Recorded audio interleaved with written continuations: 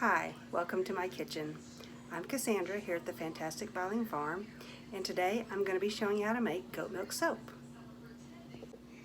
There are all kinds of recipes that you can use for goat milk soap or any kind of soap.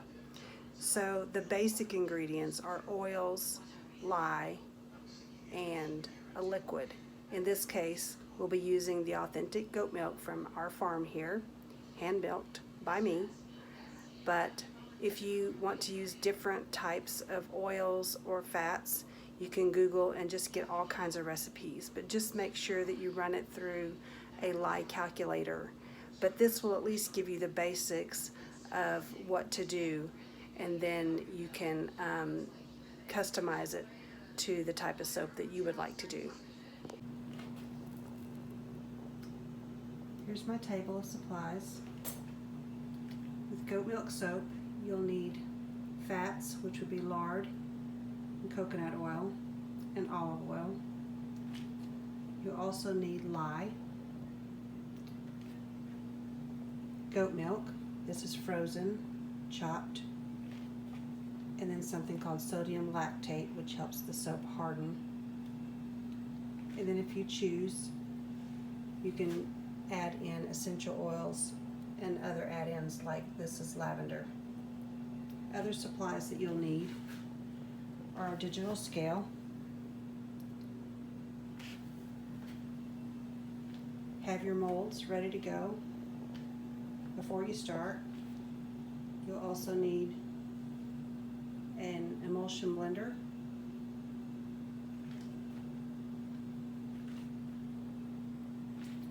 large stock pot, which I already have some of the fats started to melt. Got to get back on the stove. And this is a large bowl of ice, which you'll see how that comes into play later. You'll also need gloves to wear when you handle the lye, which is throughout the entire process.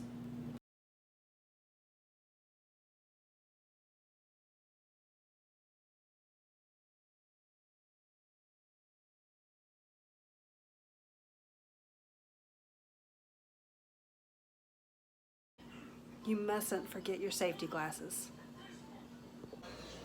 It's highly recommended that the supplies that you use, like your kitchen tools and bowls and pots that will come in contact with the lye, that you reserve only for soap making and do not mix back in to be used with food.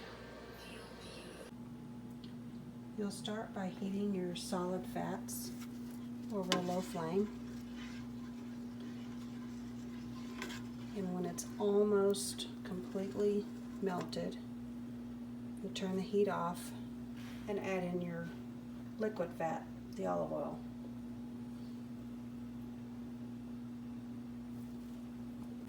This is almost completely melted, so I'll pour in the olive oil.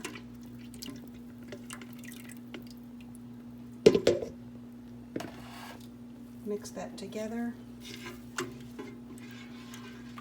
until it's completely melted. You want to have your fire turned off at this point.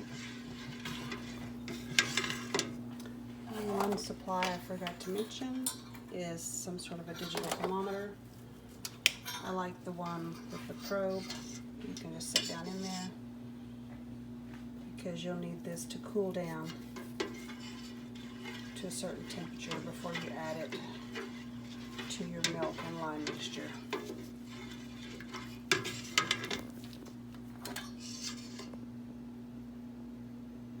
Temperature's still climbing on this. It'll keep climbing for a little bit, but we're going to let it sit here without heat because it needs to cool down to about 80 to 90 degrees. While you're waiting for your fats to cool down, you'll take your goat milk soap, set it down inside a bowl in the ice water because you want to keep this at a lower temperature. Once you start pouring the lye in, it will heat the mixture up, and you want to keep it cool as you can so that it doesn't burn the soap and turn it browner than you want it to be. So a little bit at a time, add and mix. wear gloves because lye will burn your skin.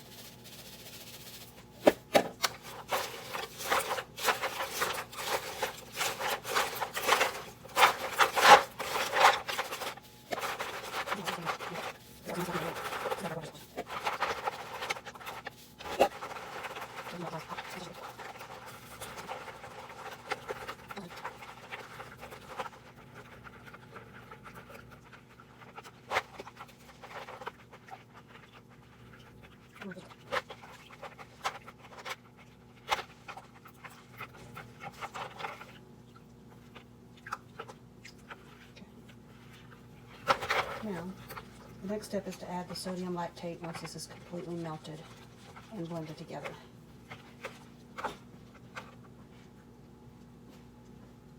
I already have it pre-measured, and that's another thing I recommend is before you start melting your fats, before you start mixing your lye, before you start anything, I pre-measure everything and have it ready to go, because you have to keep things moving and you don't want to get held up and have the soap process get ahead of you. So just have everything ready.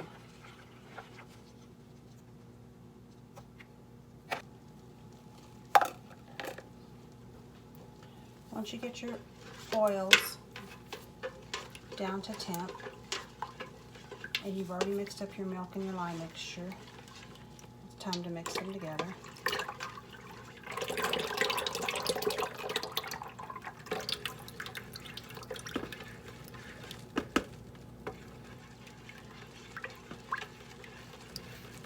And at this point, you want to get your emulsifying blender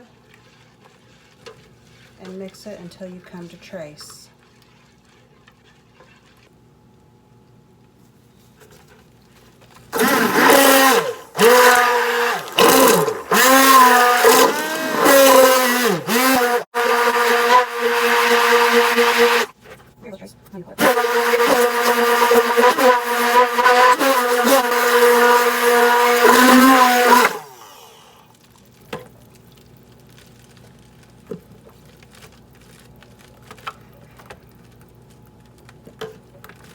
That's a light trace. It's where when you sling it, you can still see a pattern on top. So we've reached light trace. At this point, if you have to add in, this is when you would add it. So I'm going to pour in about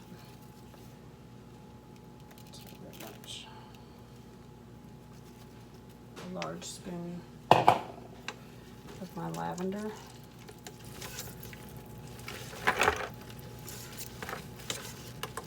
I'm just going to mix that in.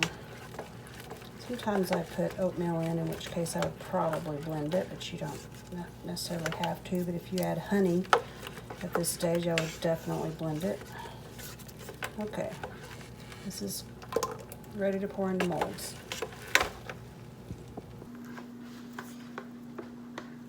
If you have a main project, like I'm going to make some small bars that have been ordered, then pour into that first and then have other molds ready in case you have more soap than what your mold will hold, and then you're ready to pour that off into overflow.